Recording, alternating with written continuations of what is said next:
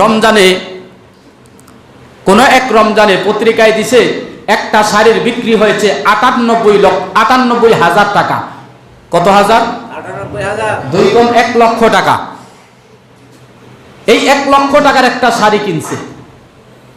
এই শাড়িটা যদি পরতে যাইয়া পায়ের নিচে পড়ে যায়, কেউ শাড়িটারে উঠাইয়া চুমা দিবনি? মনে হয় দিব, এই সাইডের মানুষে কয় না। কেউ উঠাইয়া শাড়িটা চুমা দিব? আপনার বাড়িতে কোরআন শরীফ আছে না নাই? এটার সাথে 20 টাকা দামের একটা গিলাফ আছে না নাই? যদি গিলাফটা 20 টাকার গিলাফটা পরে যায়, এই গিলাফটা উঠাইয়া চুমা দিবে কি দিবে না? জোরে বলেন।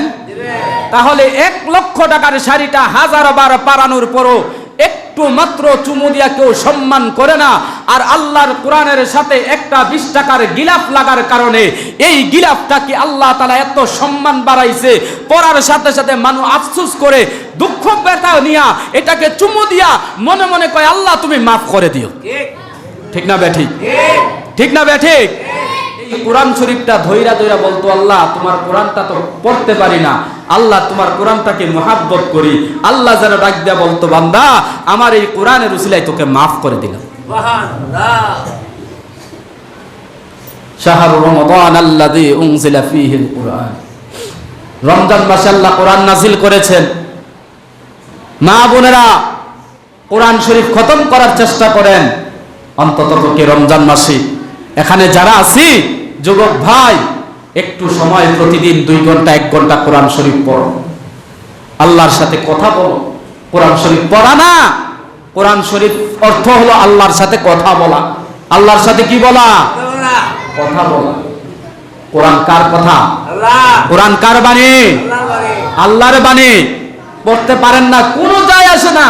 আপনি মুরব্বী মানুষ, আমি তো চাই যদি আল্লাহ আমাকে এমন তৌফিক দিত, প্রতিটা শাড়িতে আমি রেহেল রাখতাম, কোরআন শরীফ রাখতাম, যে আয়েশা কোরআন শরীফটা নিয়ে সামনে পাইতো আর বুকের সাথে লাগাইয়া বলতো, আল্লাহ আমি তো তোমার এই কোরআনটাকে পড়তে পারি না রে, পড়তে পারি না, শিখতে পারি নাই, আল্লাহ তোমার এই কথাগুলো আমি বুঝিও না, আল্লাহ তারপর তোমার কোরআনকে মহব্বত করি। আল্লাহ যেন ডাক দিয়া বলতো, বান্দা তারপরও আমার কোরআন হাতে নিছস, যা আমি আল্লাহ কোরআনের কারণে তোকে মাফ করে দিলাম। আল্লাহ পারেন কি পারেন না? আল্লাহ মাফ করতে কাউকে জিজ্ঞাসা করতে হবে? জোরে বলেন, কাউকে জিজ্ঞাসা করতে হয়? এই জন্য মা বোনেরা যারা বয়স্ক হয়ে গেছেন, মা আপনারা কোরআন শরীফটা একটু হাতে নেন। অতএব আমরা যদি প্রতিদিন সকালে, মাগরিবের সময়, এশারের সময় একবার যদি কোরআনটা হাতে নেই, কেউ না দেখলো আমি যদি কোরআনটা হাতে নেই, দেখবে কে? জোরে বলেন। আল্লাহর ক্যামেরায় উঠবে কি উঠবে না? জোরে বলেন, উঠবে কি উঠবে না? আল্লাহর ক্যামেরায় উঠবে। আল্লাহ তাআলা বলবে, ফেরেশতারা দেখ আমার এই বান্দা কোরআন শরীফ পড়তে পারে না, তারপরও আমার কোরআন শরীফটা প্রতিদিন আইসে একটু একটু হাতে নেয়। যা ফেরেশতারা তোরা লেখা রাখ, আমার এই বান্দা কোরআনকে মুহাব্বত করার কারণে তার অতীতের সমস্ত গুনাহ আমি আল্লাহ মাফ করে দিলাম। কোরআনের সাথে সম্পর্ক রাখলে সম্মান বাড়ে। কি বাড়ে? সম্মান বাড়ে। একটা एग्जांपल দিলে সহজে বুঝবেন। রমজানে কোন এক রমজানে পত্রিকায় দিছে একটা শাড়ির বিক্রি হয়েছে 98,000 টাকা। কত হাজার? 98,000। 2 গুণ 1 লক্ষ টাকা। এই 1 লক্ষ টাকার একটা শাড়ি কিনছে। এই শাড়িটা যদি পরতে যাইয়া পায়ের নিচে পড়ে যায়, কেউ শাড়িটারে উঠাইয়া চুমা দিবনি? না। মনে হয় দিব, এই সাইডের মানুষে কয় না। কেউ উঠাইয়া শাড়িটা চুমা দিব? না। আপনার বাড়িতে কোরআন শরীফ আছে না নাই? আছে। এটার সাথে 20 টাকা দামের একটা গিলাফ আছে না নাই? আছে। যদি গিলাফটা 20 টাকার গিলাফটা পরে যায়, এই গিলাফটা উঠাইয়া চুমা দিবে কি দিবে না? দিবে। জোরে বলেন। দিবে।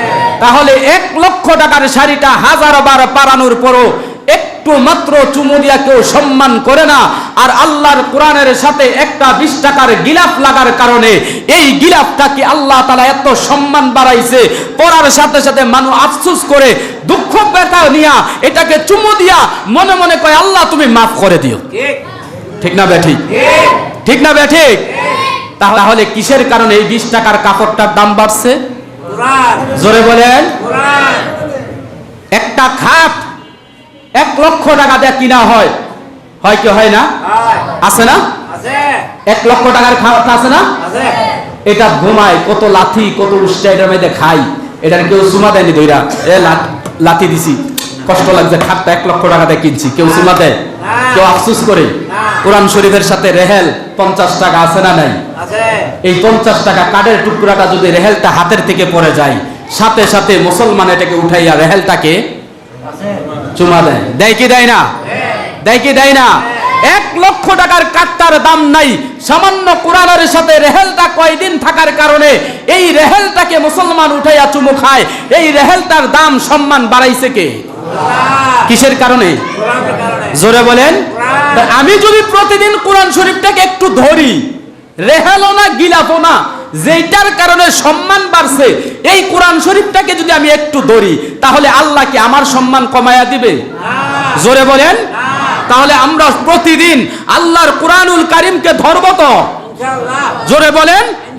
মসজিদে ধরবেন, মসজিদে যাবেন, মানুষ নাই, ধরেন কোরআন শরীফটা নিয়ে বসেন। আল্লাহ পড়তে পারি না, চেষ্টা করেন, হরফটির দিকে তাকান,